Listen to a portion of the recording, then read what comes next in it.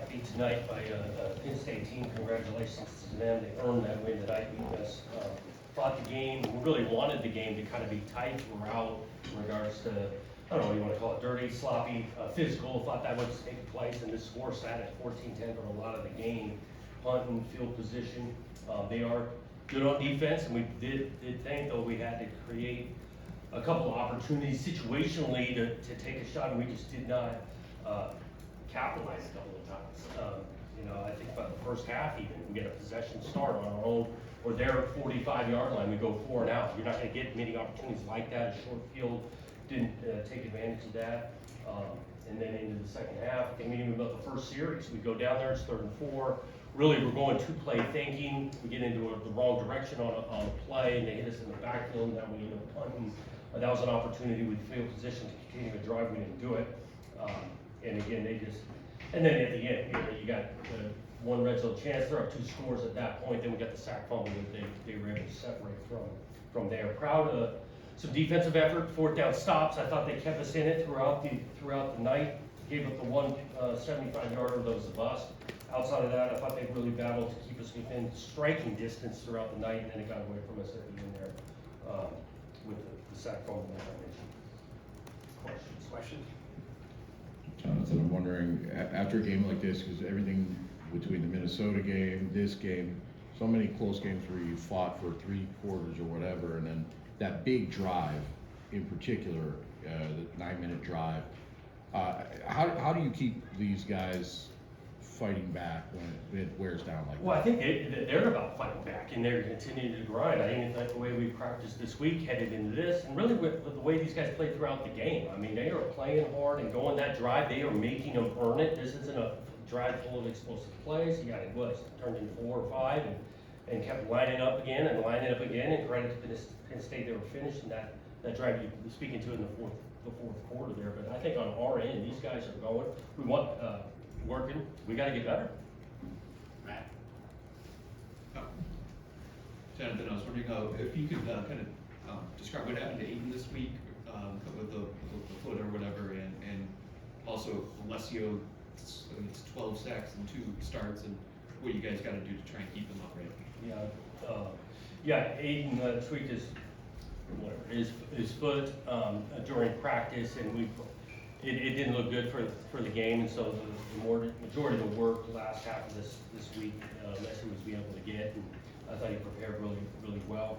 We do want to work to protect him, and again, it's 11-man football and protection. That's why I get a couple of times early in this game, I didn't feel like protection was a big issue. We did run into it in the second half, where we're trying to push it down the field a couple times. I thought he avoided well, unless he showed a little bit of athleticism. I thought he showed a few reps where the ball was getting out of his hand, getting to his 3rd and 4th read. Think about we're running flank to drive. He gets some seamless. That's the third read in progression. That ball was coming out. So back to it. Yes, we got to protect him. The 5 guys in front of him. The scheme, schematics help out once in a while. But you got to pick and choose once in a while to be able to try to push it down the field, and you run that risk. Jonathan, over here left. You've spoken about the identity of this team, how you want to build it up to on both sides of the run. When you see that 9-minute drive against 12 straight run plays, and they carve the defense in that way, how do you react to that? We're not there yet. I mean, we want to be able to, and again, that our defensive side throughout the night, I thought we played solid defense, kept us in the game, like I mentioned. But yeah, they began to lean on it, and that's credit to Penn State. They got some good backs and a good old line. Okay. Jonathan, going into this game, what did you think you could get on Penn State offensively that wasn't there? Well, selectively, a couple of shots. I do think one sack, we've got to let a play way down the field open.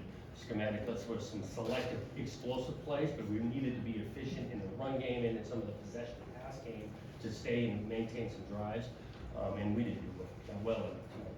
And if you subtract the sack yardage on designated pass plays, netted less than 100 yards, what do you need to do there to be competitive at Iowa City?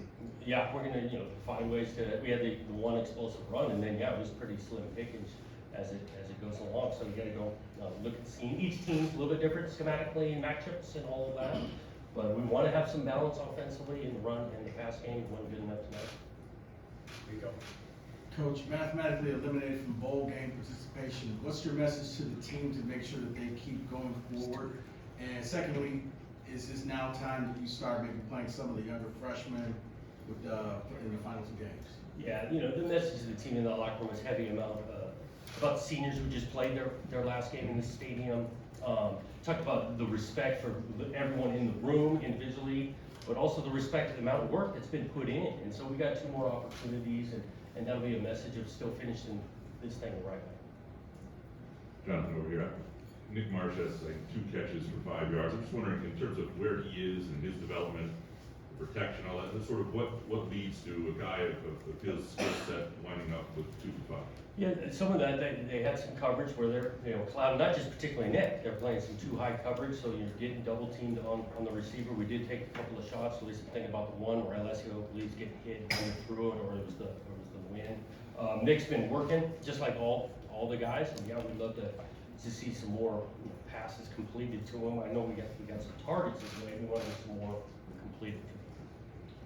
Jonathan, in the middle here, the big issue today has been protection, and that was last week.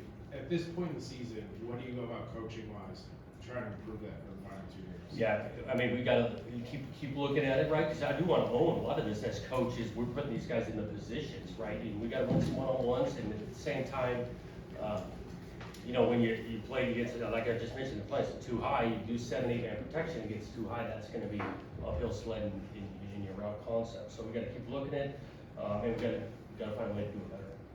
Hey, Jonathan, over here. I was wondering with Wednesday, we haven't talked to you since Wednesday, I was wondering what your thoughts were on Wednesday's news with the NCAA's sanctions, vacated wins, and how you address that with your team. Yeah, that's been a long kind of process, negotiation, things of that nature. I, you know, echo our leadership in regards to getting something behind us so we can move forward.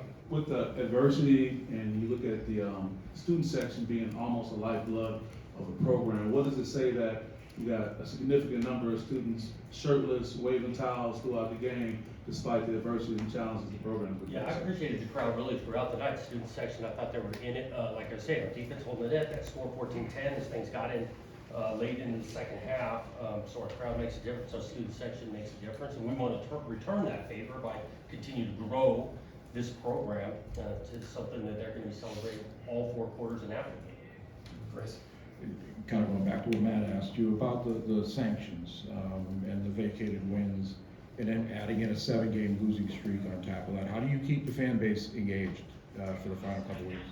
Yeah, you know, look, we're working to have some success out there and taking some body blows, we'll call it. I know it's not a lack of effort added to this coaching staff and those players in there. We've been proactive, understanding through these negotiations that this had a good chance of coming, so we proactively on the recruiting side, even in the spring and the fall, we took some limitations on the recruiting side proactively knowing that this was coming. Jonathan, did you know about this investigation when you took the Michigan State job? When was this brought to you? No, I didn't. When about was it introduced to you that it was existing? Yeah, early, this year. This year? And then I had a question about the 75-yard touchdown. Was that Spencer supposed to hand off the coverage to Smith, or what was the miscue there? What I hear on the headset, I haven't watched the clip, but there was miscommunication between the two of them. Yeah. And in these last 2 games, for the fans and the stakeholders, what do you feel like you need to show, or the team needs to show to those people? Well, yeah, we want to have some success and win a game. I do think we're showing that these guys are playing with great effort and it means a ton to them. We've got to get better. We got to grow. We got to develop. We need another year of development of the current roster and a recruiting class to keep this thing getting into a better direction. I'm still confident in our approach. This game's not for the shy. This ain't easy. This is a big time league. It's competitive and tough, playing big time coaches and players week in and week out, and we've taken a couple lumps. John, touching on the vacation wins part again really quick. I guess how does an ineligible player appear in 12 games last season?